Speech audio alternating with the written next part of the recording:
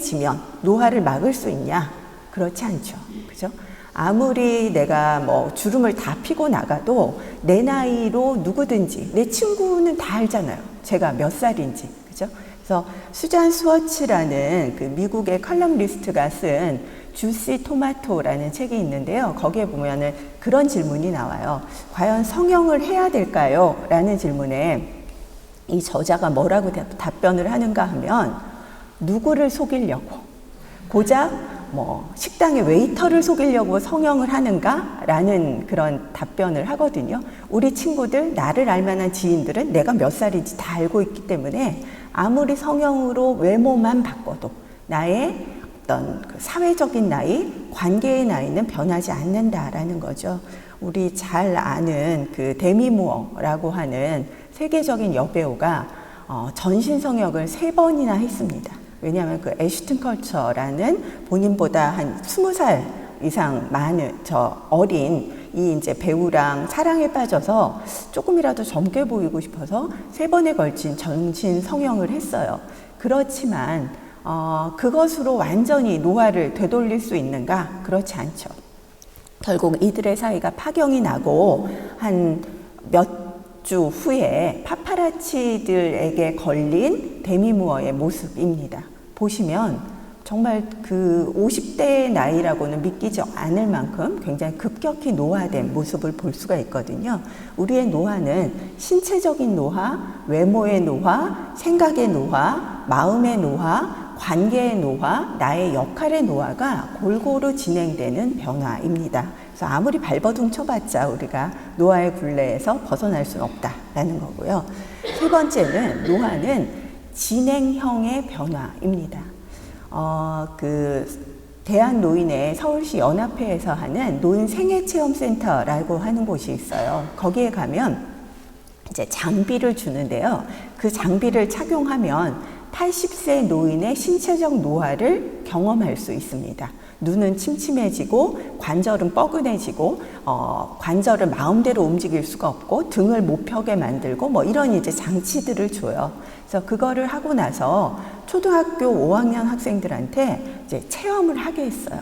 그랬더니 끝나고 나서 소감을 물은 그 질문에 대해서 한 학생이 번쩍 손을 들더니 이렇게 답변을 하더랍니다. 선생님, 저는요 딱 79세까지만 살다 죽을래요. 그러니까 80세라고 하는 변화가 이런 것이면 나 너무 불편해서 못 견디겠다. 그런데 우리의 노화는 그렇지 않죠. 그냥 매일 조금씩 진행되기 때문에 사실은 59세와 60세의 차이, 60세와 61세의 차이, 69세와 70세의 차이가 안 느껴져요. 어느새 문득 거울을 보니 내가 그만큼 나이 들어있고 그만큼 늙었더라 하는 거거든요. 그래서 점진적으로 진행되는 것이 바로 노화다. 그 다음에 4번째로 노화는 굉장히 다양해지는 변화예요. 우리가 태어나자마자는 아주 조금의 유전적인 차이만 가지고 태어나죠. 그래서 아마 신생아실에 가보신 분들은 다 경험이 있으실 거예요. 어쩌면 그렇게 애들이 다 똑같은지. 그죠? 뭐 김씨 집 아이나 이씨 집 아이나 박씨 집 아이나 누가 여자아이고 누가 남자아이인지 구분도 어려울 만큼 똑같이 생긴 아이들이 신생아실에 누워 있습니다. 그런데 이 아이들이 10살 되고 20살 되고 30살 되고 50이 되고 70이 되면 굉장한 개인차가 나타나죠. 살아온 시간만큼 50년, 80년만큼의 학습의 차이, 경험의 차이, 환경의 차이, 습관의 차이 이런 것들이 합쳐져서 어마어마한 개인차가 나타나는 게 바로 노년기입니다. 그래서 보시면 이분들이 동갑이에요. 조용필 씨랑 그 최정원 배우님이 1950년생 동갑이고요.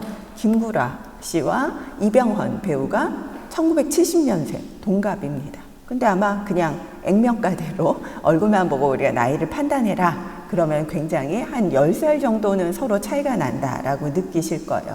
이렇게 이제 노년기는 일생 중에 가장 개인차가 큰 시기다라고 얘기할 수 있습니다.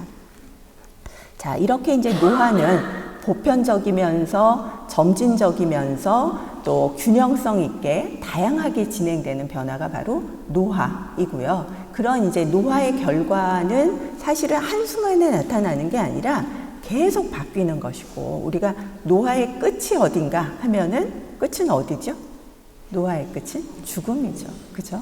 노화는 사실 시작은 있어요. 언제부터 노화가 시작되는가 하면 한 20살 정도에 시작이 됩니다. 그래서 20살? 그럼 이제 한창 때인데? 라고 생각을 하시겠지만 이미 어떤 부분에서는 노화가 진행되고 있어요. 그럼 그 노화가 언제 끝나냐? 개개인마다 자신의 죽음이 노화의 끝이죠. 그래서 이러한 노화 속에서 우리가 어떤 변화들을 겪게 되는가, 그 중에서도 이제 심리적인 변화를 중심으로 해서 말씀을 드리려고 하는데요. 노화로 인해서 성격이 변할까요? 안 변할까요? 일부는 변하고요. 일부는 변하지 않습니다. 나의 기질은 안 변해요. 요즘 이제 유행하는 것이 MBTI 아시죠?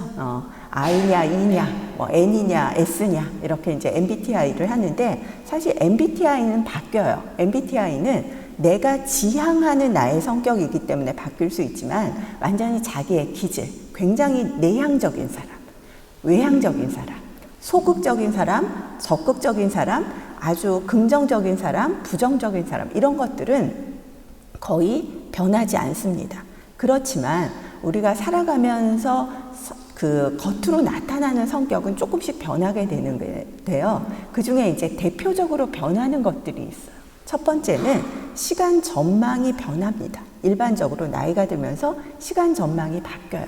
어떻게 바뀌는가 하면 현재 중심으로, 과거가 아니라 현재 중심으로 바뀌게 돼요.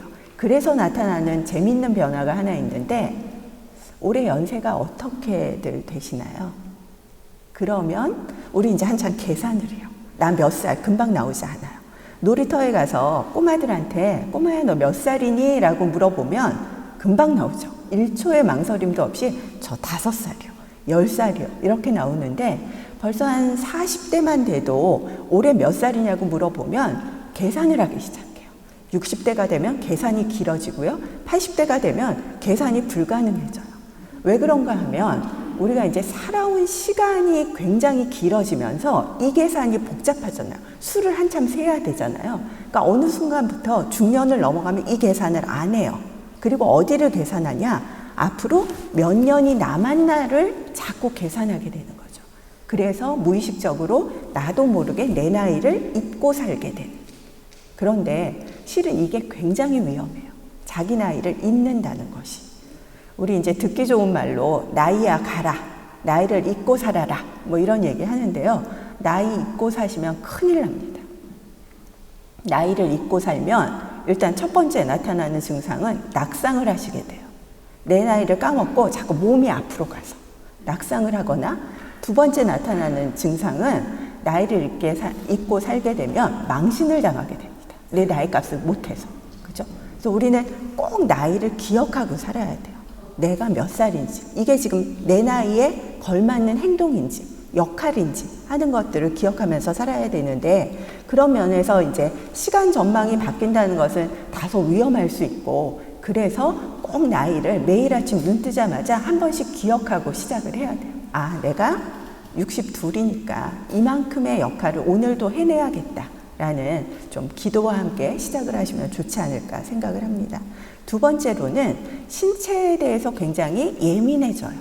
우리가 젊었을 때는 그냥 좀 뻐근하네, 낫겠지 뭐, 목이 좀 칼칼한데 좀 따뜻한 물 한 잔 마시면 괜찮겠지 라고 생각을 해요.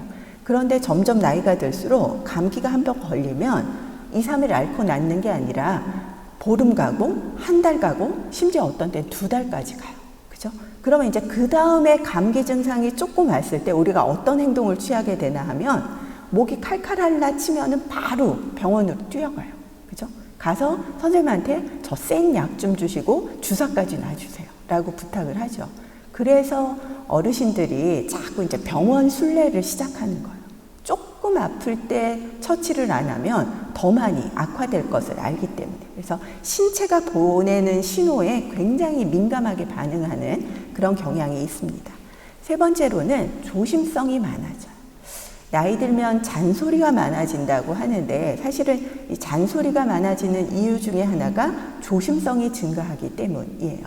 그냥 젊어서는 뭐가 조금 이렇게 위험하게 놓여 있어도 그거 떨어지면 어때? 뭐 주스면 되고 떨어지기 전에 내가 좀 이렇게 낚아채면 되지라고 생각을 하지만 나이가 들면서 그 동작이 힘들다는 걸 알거든요.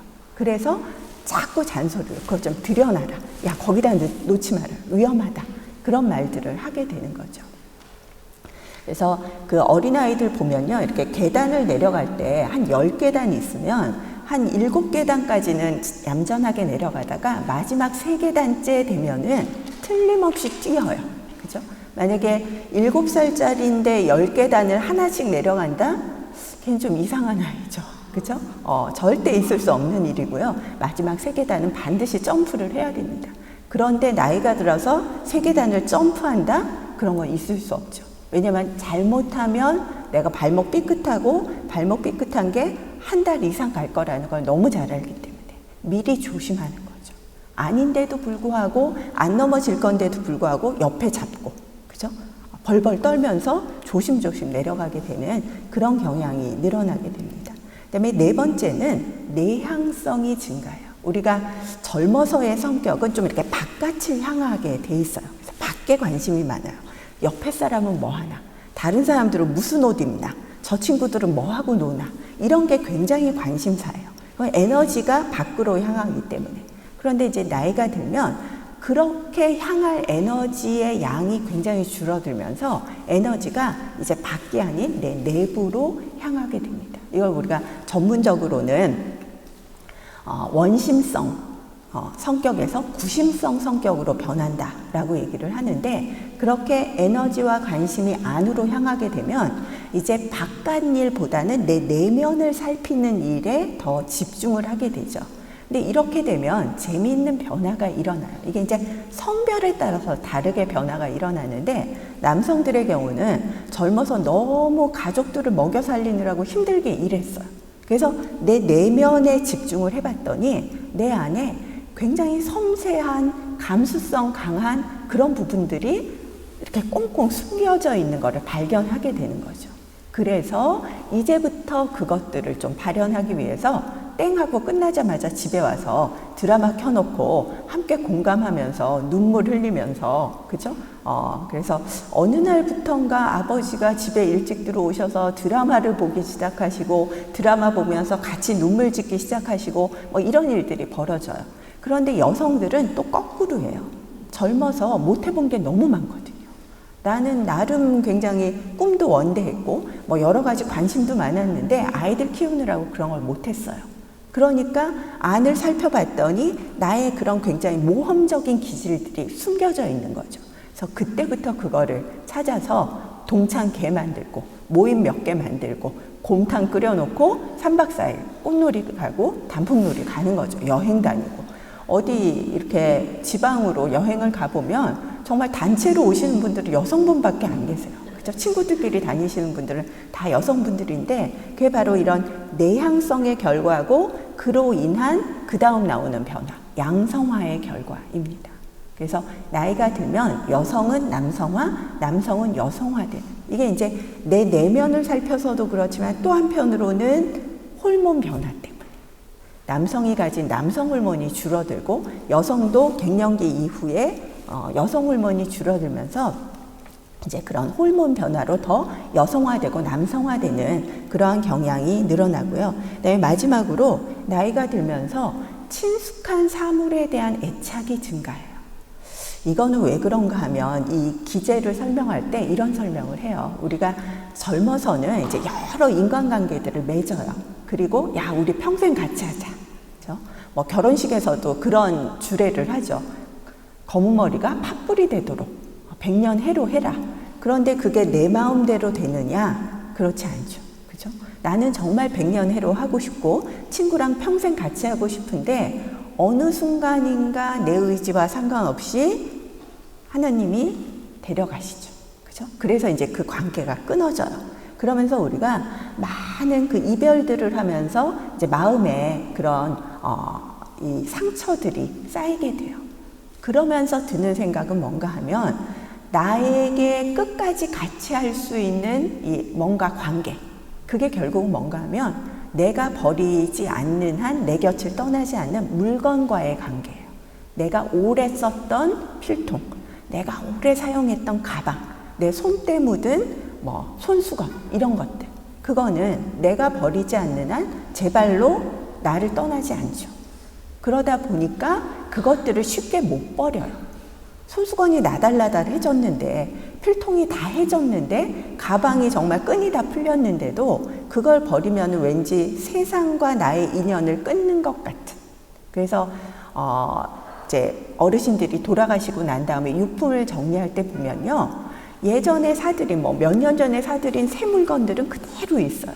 그리고 그 쓰시던 거 다 낡아 빠진 거를 계속 쓰고 있는 거죠. 그 이유가 바로 이런 오래된 물건에 대한 애착이 너무 강하기 때문에 그렇습니다. 그래서 이런 이제 성격의 변화들이 일어난다라는 거고요. 조심성의 증가는 바로 그런 신체적인 쇠약을 좀 보상하기 위해서, 내가 뼈도 좀 약해지고 활동도 느려지고 이러니까 요걸 조금이라도 보상하기 위해서는 더 조심조심 해야 되는 그런 거. 그다음에 또 한편으로는 내가 그래도 나이 들었는데 나이 값을 좀 해야지, 그런 이제 체면 치레 때문에 알면서도 모르는 척, 알면서도 한 번 더 두들겨 보는 그런 이제 경향이 늘어난다라는 것이고, 이 양성화도 아까 얘기했듯이 우리가 보통은 갱년기를 거치면서 성호르몬이 변화하고 성호르몬이 감소되고 또 내 안에 그동안 발현되지 못한 것들을 이제 찾는 그런 구심성의 성격 때문에 나타나는 변화다라고 얘기할 수 있어요. 시간 전망의 변화는 살아온 시간보다 이제 남은 시간이 점점 줄어들면서 그쪽을 계산하는 게 훨씬 쉬우니까, 계산이 쉬우니까 이런 변화가 일어나면서 바로 지금 현재가 더 중요해지는 이런 변화들이 일어나고, 또 신체에 대해서 자신감이 떨어지면서 이제 더 민감해지는. 근데 이게 이제 조금 더 지나쳐지면은 건강 염려증이 걸리게 되는 거죠. 실제로는 아프지 않은데도 자꾸 병원 순례를 하는 거예요. 뭔가 어딘가 이상한 것 같은데 이 의사가 돌팔인지 못 찾아낸다는 거죠. 그래서 이 병원 갔다가 그래도 속 시원한 답을 얻지 못하면 또 다른 병원 가고, 그런 일들이 반복되는 그런 경향이 있고요. 내향성은 이제 외향적인 에너지가 감소하면서 이렇게 내향성이 증가한다라는 것이고요. 그다음에 친숙한 사물에 대한 애착은 나와 세상의 연결고리라고 생각을 해서 그거를 좀 놓지 않으려는 그러한 경향이 늘어난다라고 생각을 하시면 됩니다. 그런가 하면은 이제 나이가 들면서 일어나는 큰 변화, 그리고 아마 지금 여기 앉아 계신 저를 비롯해서 제일 큰 고민 중에 하나가 아니실까 싶어요. 왜 이렇게 자꾸 깜빡깜빡 하는지, 기억력이 자꾸 없어지는, 특히나 아마 사람 이름, 물건 이름, 특히 기억을 못 하실 거예요. 그래서 제 친구들도 그런 고민을 많이 해요. 야, 왜 이렇게 명사가 기억이 안 나냐, 자꾸 이름이 기억이 안 난다. 그래서 제가 그렇게 답변을 해줬어요. 얼마나 다행이냐, 명사가 기억 안 나는 게. 명사는 우리가 지시대명사라는 게 있잖아요. 그거, 저거, 거시기 하면 우리 다 통해요. 그런데 동사가 기억 안 나면 이거 정말 큰일 아니냐. 사과를 깎을 건지 던질 건지 뭐 짓이길 건지 그 동사가 기억이 안 나면 정말 큰일이죠. 근데 그냥 그거를 깎아라고 하면 야 저거 깎아, 그러면 사과인지 우리는 알잖아요. 그래서 그런 면에서 참 하느님이 지혜롭게 인간을 만드셨다. 어쩌면 기억력을 가져가셔도 이렇게 편리하게 명사 기억력부터 가져가시냐, 제가 그런 얘기를 했는데요. 기억력의 변화가 모두 한꺼번에 쇠퇴하는 게 아니에요. 어떤 식으로 기억력의 변화가 일어나는가 하면 우선 최근 기억부터 사라져요. 왜냐하면 우리 머릿속에는 이미 살아오면서 저장한 많은 과거의 기억들이 있어요. 근데 그것들은 너무 견고하게 기억이 돼 있어서요, 웬만하면 잘 손상이 안 돼요. 그런데 새로운 기억이 들어오려고 하면 얘네들이 너무 포화 상태니까 자꾸 밀어내요. 야, 자리 없어, 들어오지 마. 그래서 새로운 기억들이 자꾸 방해를 받는 거예요. 그래서 내가 옛날 거는 잘 기억이 나는데, 중학교 때의 일, 초등학교 때의 일은 잘 기억이 나는데 어제 일, 일주일 전 일은 잘 기억이 안 난다? 나 치매 아니야? 아니에요. 이건 당연한 노화에 따른 기억의 변화예요. 그래서 잘 기억 안 나시면 열심히 적으세요. 그냥 메모해 놓으시고, 메모도 한 군데 하는 게 아니라 스케줄러에 해 놓으시고, 달력에 또 해 놓으시고, 메모지에 붙여 놓으시고, 그리고 더 좋은 일은 기억하자마자, 생각이 나자마자 바로 실행을 하는 거예요. 내일 비 온다고 했는데 그럼 얼른 우산 꺼내서 문고리에 걸어두는 거죠. 내일 뭐 이거 갖다 줘야 되는데 그러면은 쇼핑백에 넣어서 그 현관 앞에다가 두시면 돼요. 그래서 그런 식으로 이제 최근 기억은 조금 우리가 보상이 가능하다라는 거고요. 두 번째로는 우리 기억 중에는 기계적으로 기억되는 부분이 있고 또 논리적으로 생각을 해야만 기억되는 부분이 있어요. 기계적인 기억이라는 건 뭔가 하면 예를 들면 그런 거죠. 우리 구구단 같은 거. 그죠? 이건 그냥 리듬에 맞춰서 외웠어서 구구단 외우실 때 이를 몇 번 곱하면은 3번 곱하면 어떻게 되고 이런 거를 일일이 생각하시나요? 안 하시죠. 그죠? 우리 그냥 나와요. 자동적으로. 2, 3은 하면 6 하고 나오고요. 그죠? 6, 7이 하면 42 하고 나와요. 이거 아주 자동적인 기억이거든요. 이건 잘 안 까먹어요. 그래서 저희 1931년생이신 저희 친정어머니도 구구단을 아직도 굉장히 잘 외우시는데 구구단만큼은 뭘로 외우시나 하면 일본어로 외우세요. 예전에 그걸로 완전히 기억을 해놨기 때문에 기계적으로 그냥 나오는 거죠. 일본말로. 그래서 그런 이제 기계적인 기억은 유지가 잘 돼요. 단 논리적으로 막 복잡하게 생각을 해야 되는 기억들은 조금 나이가 들수록 어려워질 수 있다. 그래서 우리가 너무 복잡한 것들보다는 조금 단순화해서 생활을 하면은 나이가 들어도 별로 어렵지 않게 불편하지 않게 생활을 할 수 있고요. 그다음에 세 번째는 언어적인 기억은 좀 쇠퇴가 심해요. 언제 어디서 누가 무엇을 왜 어떻게 했는지 그런 스토리를 쫙 기억하는 거는 조금 어려워요. 그게 언제였더라? 그때 같이 갔던 거기가 어디지? 이건 잘 기억이 안 나요.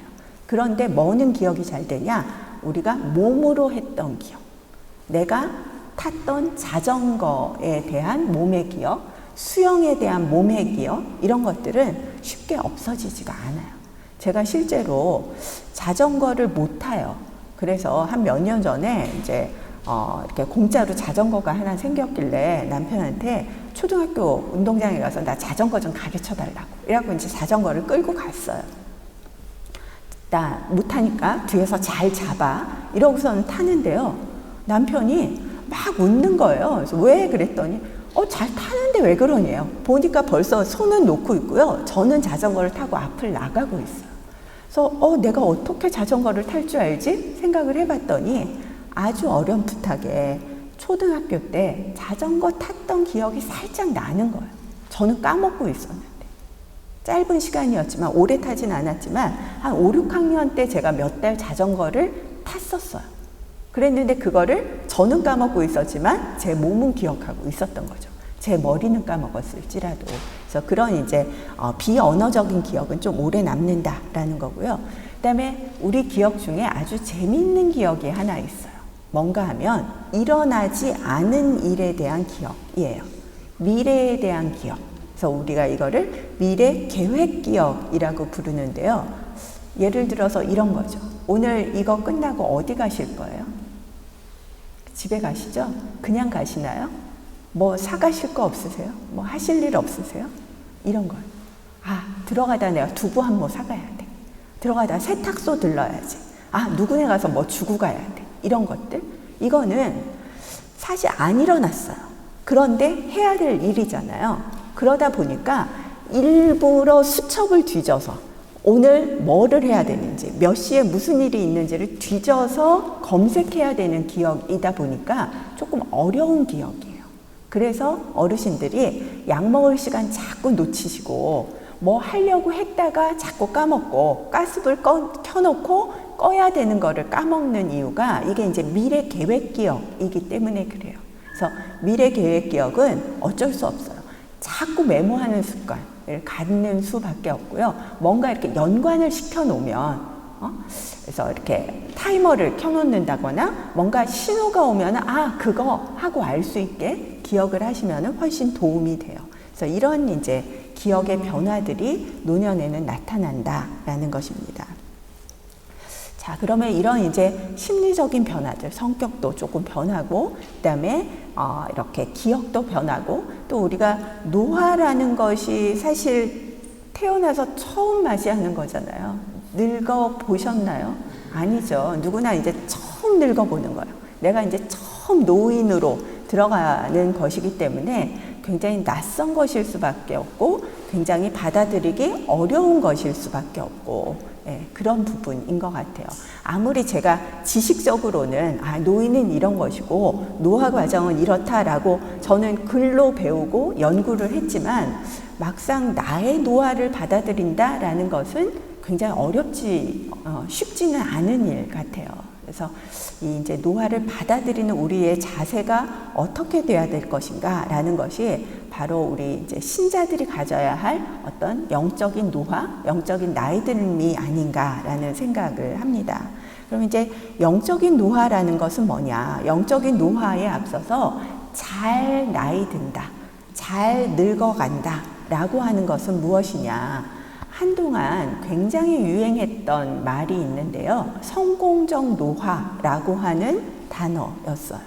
그래서 성공이라는 것과 노화, 굉장히 반대되는 용어 같지만 이 둘을 붙여놓으면서 우리가 노화하더라도 성공적으로 노화할 수 있다.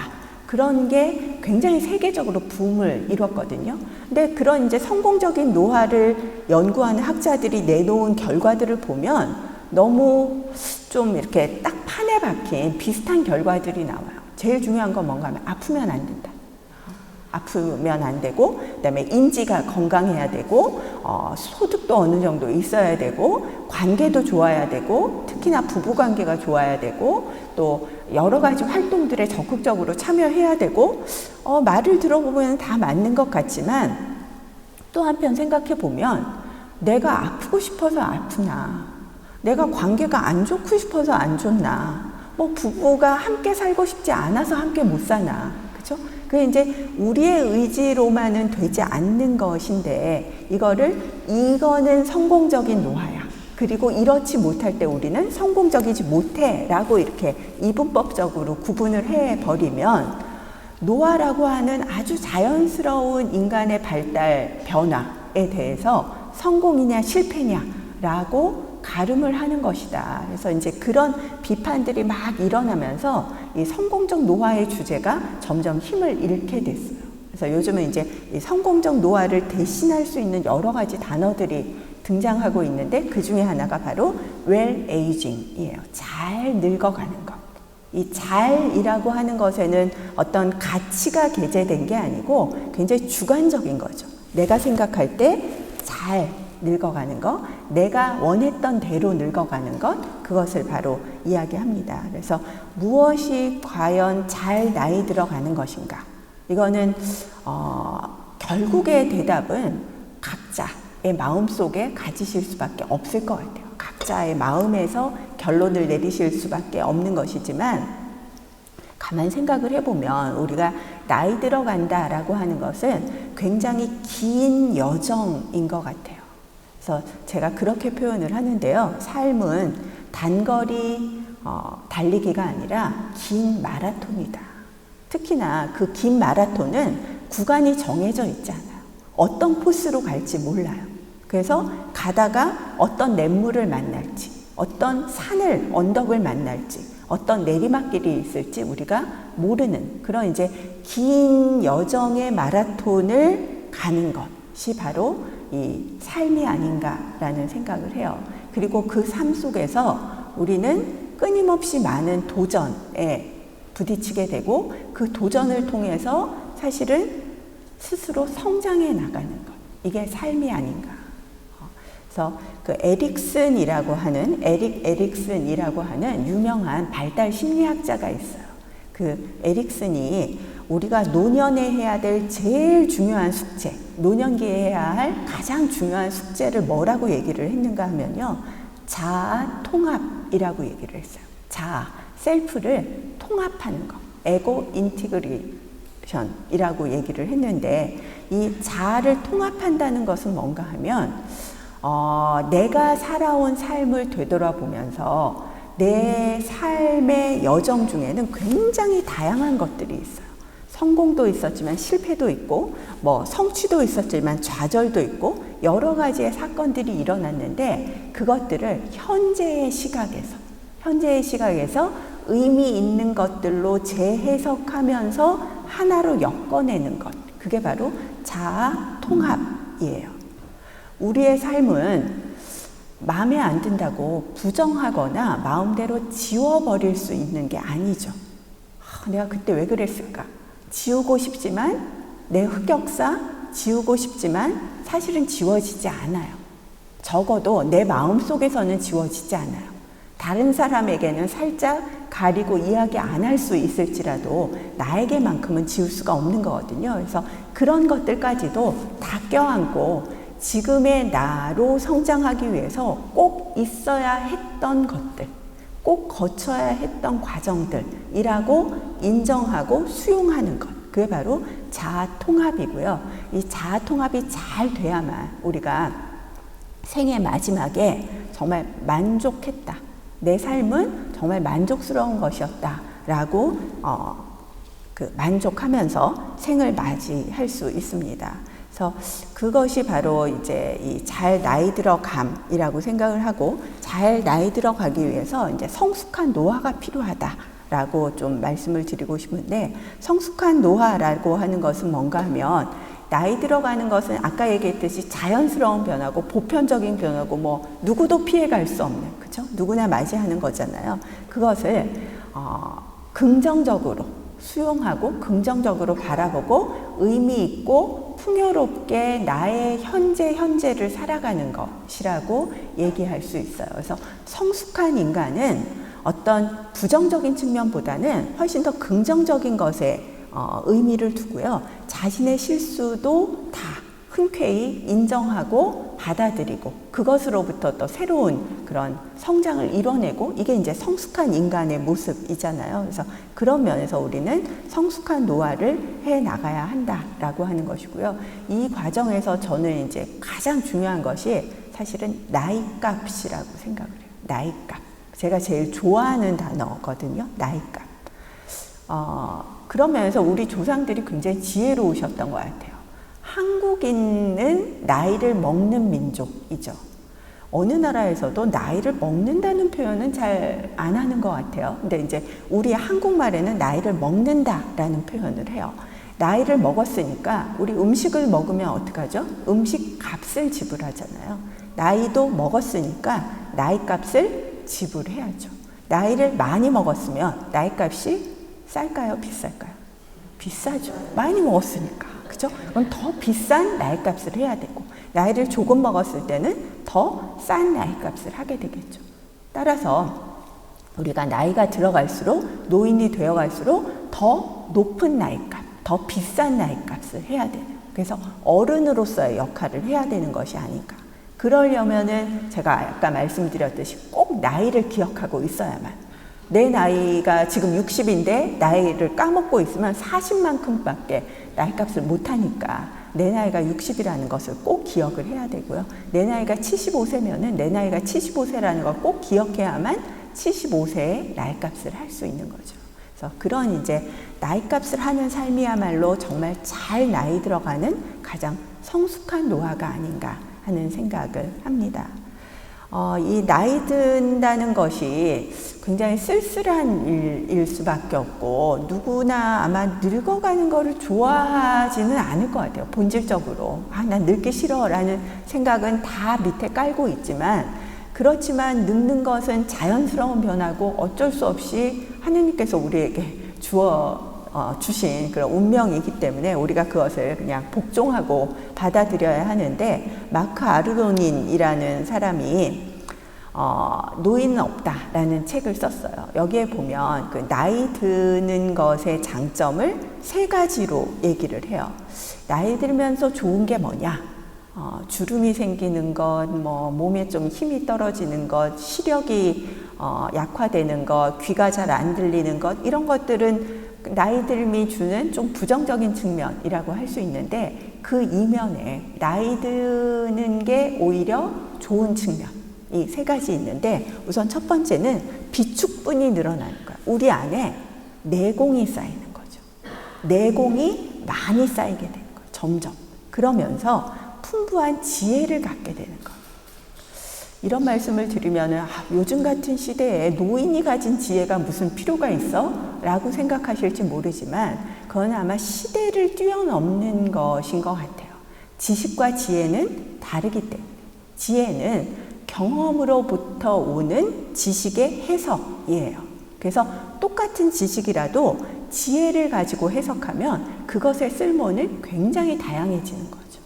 그러다 보니까 나이 들어가면서 쌓인 그 내공, 비축분을 통해서 우리가 좀 새롭게 볼 수 있는 시각도 생기고, 어떤 문제들을 해결할 수 있는 더 좋은 방안도 마련을 할 수 있고, 또 젊은 사람들과 좀 젊은 사람들에게 조언할 수 있는, 또 공헌할 수 있는 이런 것들도 늘어나지 않는가라는 생각을 합니다. 요즘 이제 그 노인복지계에서는 선배 시민이라는 말이 굉장히 유행하고 있어요. 선배 시민은 사실 단어 자체는 시니어 시티즌이라고 하는 영어를 그대로 번역을 해 놓은 것이에요. 시니어는 선배이고 시티즌은 시민이니까. 그런데 이제 이 안에는 굉장히 큰 의미가 담겨져 있어요. 선배 시민이라고 하는 것은 선배성. 선배성은 뭔가 하면은 선배의 반대는 후배죠. 그죠? 선배는 후배보다 먼저 경험한 사람이에요. 뭐를? 인생을. 그죠? 뭐 학교 생활을 먼저 경험한 사람은 우리가 학교 선배라고 부르고, 인생을 먼저 경험한 사람은 인생 선배라고 부르는데, 먼저 경험했기 때문에 더 많은 선 정보가 있고 더 많은 지혜를 가지고 있어요. 비축분이 있어요. 그래서 후배들을 잘 이끌어 줄 수 있는, 후배들에게 정보도 제공해 주고, 후배들에게 좀 지름길도 알려주고, 후배들을 잘 가이드할 수 있는, 이게 이제 선배성이에요. 그럼 시민은 뭐냐? 시민은 우리가 살고 있는 지금 이 나라, 대한민국 사회가 바로 민주시민사회예요. 다른 말로 할 때. 민주시민사회라는 것은 뭔가 하면 사회의 주인이 시민인 사회를 얘기해요. 이 나라의 주인은 대통령도 아니고요, 국회의원도 아니고요, 그들을 뽑아준 우리 국민 한 사람 한 사람이 주인입니다. 따라서 누가 해주기를 바라는 게 아니라, 우리나라가 뭐 이런 문제가 있는데 왜 해결을 안 해? 그 해결 누가 하나요? 주인인 내가 해야죠. 그죠? 우리 한 사람 한 사람이 노력하고, 한 사람 한 사람이 나라를 아끼고, 한 사람 한 사람이 사회를 위해서 여러 가지 공헌을 할 때 사회가 바른 길로 갈 수 있는 거거든요. 그런 이제 시민으로서의 주인의식을 갖는 것, 그게 바로 시민인데, 선배 시민이라고 하는 것은 세상을 먼저 살아서 많은 지혜를 가지고 있으면서 후배들을 이끌어주면서 사회의 주인으로서의 책임감을 갖는 사람들이라고 얘기할 수 있어요. 그래서 그런 면에서 이 풍부한 지혜라고 하는 면이 요즘 노인복지계에서 좀 열심히 밀고 있는 이 선배 시민이라는 것과 굉장히 맥을 같이 한다라고 얘기할 수 있습니다. 그래서 풍부한 지혜는 지식과 기술과 판단력과 리더십과 배려와 영성, 뭐 이런 것들의 총체라고 할 수 있어요. 두 번째, 나이 들매의 장점은 회복 탄력성이에요. 맷집이 굉장히 세요. 왜냐하면 많은 경험을 해봤기 때문에 웬만한 일에는 잘 넘어지지 않습니다. 요즘 이제 젊은 세대들을 보면서 어르신들이 혀를 끌끌 차시면서 많이 하시는 말씀이, 약해 빠져서, 요즘 애들은 왜 이렇게 약해? 왜 이렇게 그냥 소심해? 이런 말씀들을 많이 하세요. 정말 세상 풍파를 다 겪어 오시고, 뭐 전쟁도 겪고, 혁명도 겪고, 쿠데타도 겪고, 여러 가지를 겪으면서 이제 웬만한 경험들은 다 한 거죠. 그죠? 그러면서 쌓여온 그 나이의 내공은 이제 웬만한 일에는 넘어지지 않는, 넘어졌다가도 금방 다시 일어나는, 이게 이제 회복 탄력성이에요. 넘어졌다가 다시 회복되는 거, 일어나는 거, 이렇게 탁 튕겨져서 회복하는 것, 이걸 우리가 회복 탄력성이라고 얘기를 하는데, 나이가 들면 이런 힘이 생긴다는 거예요. 그래서 스트레스를 잘 관리할 수 있고, 또 뭐 감정을 잘 통제할 수 있고, 그럴 수 있는 내공을 갖추게 된다라는 거죠. 젊어서는 조금만 어려워도 우울증이 걸린다거나 조금만 어려워도 스트레스를 받는다거나 이런 일이 있었지만, 우리가 웬만한 거는 다 그냥 내가 지금 겪는 거는 전쟁 때랑 비교하면 뭐 이거는 아무것도 아니야, 이런 이제 내공이 생긴다라는 거죠. 그다음에 세 번째는 창조성이에요. 나이가 들면서 우리는 새로운 시각을 갖게 된다. 근데 이 창조성은 사실은 나이가 든다고 자연적으로 오는 것은 아닌 것 같아요. 나이가 든다고 모두 다 갖게 되는 것은 아니고, 정말 잘 나이 들기 위해서 노력할 때, 그 노력 속에는 뭐가 포함되어 있는가? 학습이 포함되어 있어요. 우리가 그냥 매일매일 나이 들어가는 거를 그냥 아무렇지도 않게 받아들이면 사실 나이 든다고 성장이 자동적으로 일어나는 건 아니거든요. 매일의 경험을 반추해보고 다시 곱씹어보고 반성해보고, 또 반성의 결과를 다음날 반영하고, 그 반영한 결과를 다시 한번 곱씹고 또 다시 반영하고, 이런 노력들을 계속할 때, 그리고 나에게 부족한 것들을 계속 채워나가기 위해서 노력할 때, 지금 이렇게 이제 평생학습도 굉장히 좋은 방법이죠. 이런 이제 배움을 계속하고, 또 여러 사람들의 경험을 나누고, 또 신앙심을 키우고, 성경을 읽고, 좋은 복음을 듣고, 뭐 이런 것들이 다 이 안에 우리가 포함될 수 있을 것 같은데요. 그런 것이 가능해야만 우리는 창조성을 갖게 된다라는 거예요. 아니면 내 사고가 정말 경직되고 너무 사고의 폭이 좁아져서요, 이게 확산적인 사고가 안 되고 정말 내 경험 안에서 모든 걸 판단하려고 하는 그런 경향들이 늘어나게 되는 거죠. 그런데 그게 아니라 다른 사람들에게 좀 이렇게 열린 마음으로 다른 사람들의 경험도 받아들이고, 새로운 변화도 좀 받아들이고, 우리가 나이가 들면서 내 내면으로는 신체적인 노화, 심리적인 노화, 이렇게 노화가 진행이 되지만 나만 변하는 게 아니잖아요. 실은 나를 둘러싸고 있는 사회도 변하잖아요. 계속 뭐 스마트폰도 계속 새로운 버전이 나오고, 새로운 기술이 개발되고, 사회의 시스템도 바뀌고, 이런 것들이 바뀌는데, 그냥 내 노화에 못 이겨서 이거를 거부해 버리면요, 우리는 사회에서 점점점 뒤로 처질 수밖에 없어요. 그러니까 내 노화에 적응해 가는 과제와 나이가 들면서 또 사회의 변화에 적응해 가는 이중의 과제를 우리는 항상 안고 있거든요. 이것들을 못 따라잡으면, 제가 이제 주변에도 보면 제 또래 중에도 50대 중에도 뭐 스마트폰 이거 귀찮아서 못 하겠어, 이건 모르겠어, 그래서 그냥 탁 금방 포기하고 뒤로 물러서시는 분들이 있어요. 근데 하나를 포기하고 물러서면요, 그 다음 단계는 이제 2걸음 물러서야 되고요, 그 다다음 단계는 이제 3걸음 물러서야 되는 거죠. 그럼 이제 영원히 이 사회 변화로부터 나는 낙오된 사람이 되는 거거든요. 그래서 나이가 들수록 변화를 빨리 따라잡아야 된다라는 거예요. 처음에 우리나라에 스마트폰이 나왔을 때 그 당시 70대이셨던 저희 이제 한참 선배님이 스마트폰을 사갖고 오셨더라고요. 그때 저는 스마트폰이 나왔대, 이것만 알고 있을 때였어요. 그래서 사셨어요? 그랬더니 샀어. 왜 샀나 하면은 내가 나이 먹었잖아, 빨리 사야지, 하루라도 빨리 써보고 죽어야지. 뭐 당신은 한 박사는 좀 천천히 사도 되겠지만 나야 남은 시간이 많지 않으니까 빨리 나올 때마다 빨리빨리 써보고 요 경험을 해야지, 아니면 너무 억울하잖아, 뭐 이런 말씀을 하시더라고요. 그래서 좀 그런 자세를 가져야만 우리가 이렇게 새로운 시각으로 통찰력을 갖고 새로운 변화에서 창조성을 발휘할 수 있는 게 아닌가 하는 생각을 합니다. 그래서 나이 들어가는 자기의 모습을 있는 그대로 긍정하고 받아들이고, 또 주위 사람들과 깊은 유대감을 맺어야만 이런 이제 긍정적인 자아 인식을 가지고 긍정적으로 성숙한 노화를 이룰 수 있다라고 생각이 됩니다. 자, 그러면은 이제 우리가 해야 할 영적인 나이 듦은 무엇일까? 영성에 대해서 제가 한번 찾아봤어요. 도대체 영성이 뭘까? 굉장히 어려워요. 영성이라는 말 자체가 뭐 숭고함을 추구하는 어떤 내면적인 것들, 최고의 그런 상태, 그다음에 자기의 신체와 마음과 영혼과 이런 걸 다 통합한 내재적인 뭐 에너지, 뭐 이런 것 등등으로 그 정의가 되어 있어요.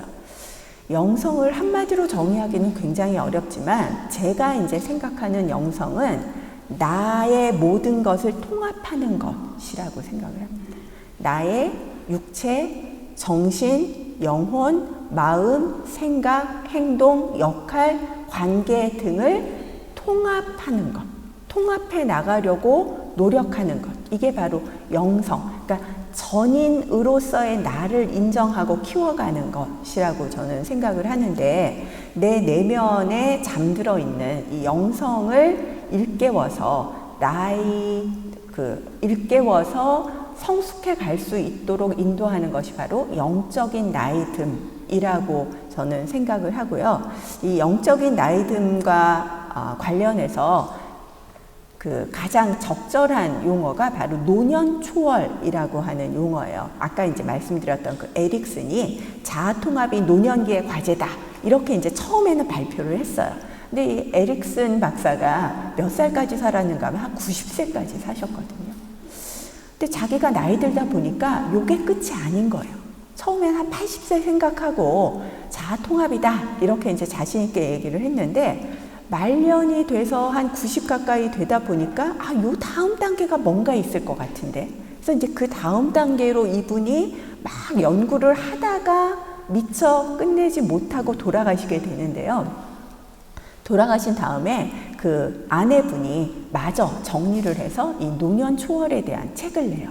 노년초월이라는 건 뭔가 하면, 늙어가는 게 굉장히 쓸쓸하고 내가 이렇게 신체적으로 쇠약해지고 뭐 그런 껍데기만 보면은 이건 굉장히 슬픈 일처럼 보이지만, 정작 나이가 들게 되면 내 눈은 내 껍데기를 보지 않는다는 거예요. 이미 이 내면을 보는 눈을 얻게 돼서 더 이상 슬퍼하거나 더 이상 이게 불편하거나 늙는다는 것이 굉장히 거추장스러운 일이 안 된다는 거죠. 그래서 나이 듦을 초월하는 단계에까지 이르는 것이라고 얘기할 수 있고요. 결국은 우리 그 신자들의 영적인 나이 듦은 이런 겉으로 보여지는 나이 듦을 좀 초월하는 것까지 가야 되지 않는가. 그래서 노년 초월을 향해 나가려고 노력해야 하지 않는가라고 생각이 돼요. 그래서 노년 초월이란 중년까지의 삶과는 전혀 다른, 질적으로 다른 차원의 가치체계. 중년까지는 우리가 겉밖에는 볼 수가 없었으니까 겉으로만 보여지는 것들을 생각했다고 한다면, 이제는 그것을 뛰어넘어서 원숙한 생애를 완성시켜 나가고자 노력하는 것. 그러기 위해서 제일 중요한 것은 욕심을 버리는 거예요. 집착을 버리는 거예요. 우리가 나이 들면서 가장 경계해야 할 것 중에 하나가 바로 그 욕심이거든요. 이 나이 들면서 욕심을 버리기 시작하면 정말 끝이 없죠. 왜냐하면 이제 연세 드신 분들한테는 다들 굉장히 친절하고 잘 해주고 더 많은 케어를 제공하잖아요. 그런데 내가 끊임없이 욕심을 부린다? 그러면은 이거는 선배로서의 도리도 아니고 또 시민으로서 사회를 생각하는 주인의식도 아니기 때문에 우리가 나이 들면서 좀 나를 좀 내려놓는 것이 필요한데, 그런 이제 욕심과 집착을 버리게 되면 그 뒤가 보여요. 내가 여기에 욕심을 가지면 사실은 여기밖에 보이지 않죠. 제가 어떤 경험을 했는가 하면, 이제 아이들을 키우면서 내 아이들이 클 때는 그 뒤가 안 보이더라고요. 당장 이제 입시가 급하고, 어제 수능이었지만 입시가 급하고 얘네 뭐 취업을 해야 되고 좀 더 성적을 잘 받아야 되고, 그래서 다른 아이들은 어떻게 하고 있나, 사회의 다른 데서는 어떤 일들이 벌어지고 있나가 잘 보이지 않더라고요. 이게 너무 커서. 그런데 아이들이 다 크고 나니까 이제 이게 거치면서, 이 아이들에 대한 욕심, 나의 집착이 거치면서 그 뒤가 보이더라고요. 그래서 우리가 나이 든다는 것은 결국은 내가 해야 될 과제들이 어느 정도 좀 마무리되면서 요 집착들이 걷어지는 게 아닌가. 집착들이 거치면서 결국은 좀 삶의 본질도 보이고, 집착들이 거치면서 사회의 다른 그 이면들이 보이고 하는 것이 아닌가 하는 생각을 합니다. 그래서 물질과 욕망에 사로잡혔던 그런 젊은 날의 삶에서 벗어나서 좀 잠재되어 있었던 삶의 초월 의식을 바탕으로 우리가 정신적이고 영적인 삶을 추구하려고 하는, 그래서 그러다 보면 언젠가 저 좋은 곳에 우리가 도달하지 않을까? 뭐 그런 생각도 하게 되는데요. 그런 것이 우리가 해야 할, 실현해야 할 영적인 나이듦이라고 생각이 됩니다. 그래서 뭐 제가 이렇게 어떤 면에서는 여기에 계신 분들보다 조금 많이 살지도 못했고, 하지만 제가 이제 아는 범위 내에서 또 열심히 공부한 결과에서 생각하는 그 영성이라고 하는 것은 우리가 조금 더 나를 내려놓고 욕심을 버리고 하나님이 원하시는 그 삶을 향해서 좀 더 노력하는, 그리고 사회를 좀 더 나은 방향으로 이끌기 위해서 책임을 끝까지 다하는 그런 삶이지 않나 하는 생각을 하면서요. 오늘도 나이값 하시고 나이 잘 기억하시고 또 노년을 초월하는 그런 생활이 되시기를 바랍니다. 감사합니다.